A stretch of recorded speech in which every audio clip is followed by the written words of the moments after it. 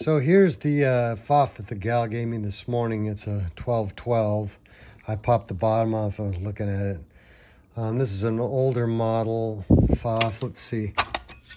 On the inside of the lid has the date. So this is a 73. So it's pretty old. This one, that means it's the old crank. So on the crank here for the take-up lever, it's square. The edges are squared off right here on this edge right here. The newer one, these older ones, when they went at high speed, they were just off a little bit and they gave too much yank on the needle and it would break needles. So they recalculated the draw on it. I've got some junker machines. Let's see. This one over here. It's stuck. Let's see. I've got this old junker down here. Oh yeah, this is an E. This is a 1222E, so it has the new crank, and you'll see on the crank, on the edge here, it's milled on the edge, so you can see there's a little mill mark right there. It's not straight all the way up. The corner's kind of cut off, so that's how you know it's a newer crank. So.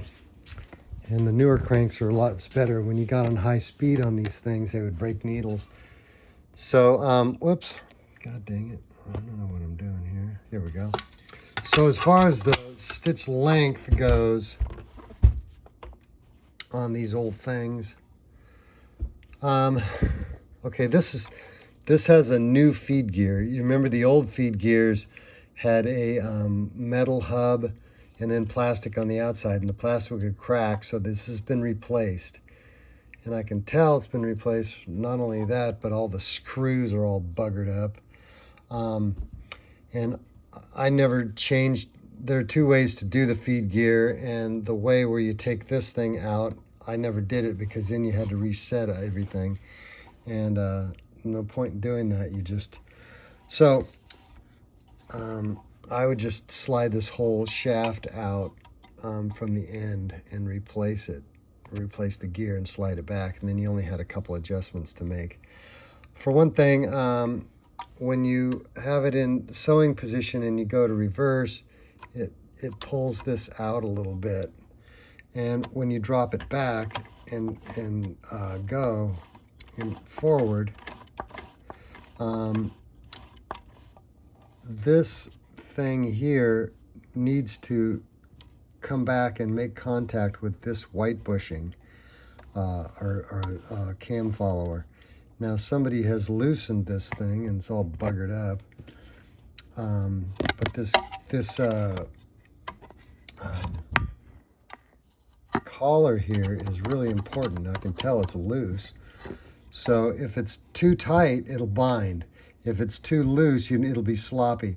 So basically what you want is you want this piece here to make contact with the cam follower, the plastic cam follower, and then this bushing needs to just be bumped up against there to hold it.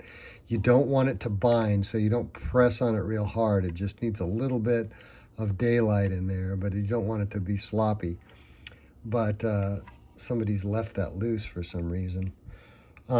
Across here with the cam, of course, when you flip the lever all the way over to always sewing in reverse, the cam, this pushes all the way and pushes the cam over, and then when you move it back, that cam is going to snap back. There's a set screw that's hiding in there behind this little spring. So when you do reverse, it should just move over to the other part of the cam, and then when you let go of the reverse, it should go back.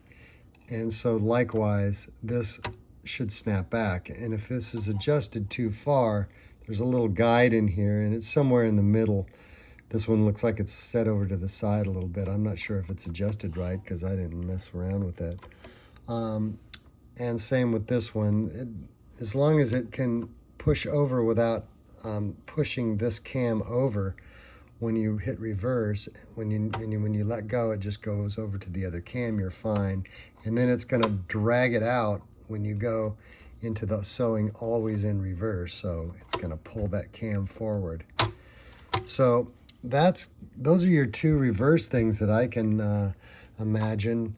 Also, when you put it in the always sewing in reverse inside this cam, there's hiding in there a little clip, and we used to replace these clips all the time because they would break. They'd be reversing at high speed and clicking things off, but those are easy to fix, easy to replace. But it's got a little what do you call it, lip that's bent up on that clip, so it can grab hold inside of this little deal. So if those get broken, you have to replace it, but I don't think that would have any bearing on the reverse. Well, it could actually, if it wasn't driving it properly. Anyway, other than that, I'm not sure what else could be a reverse problem. That's just bizarre.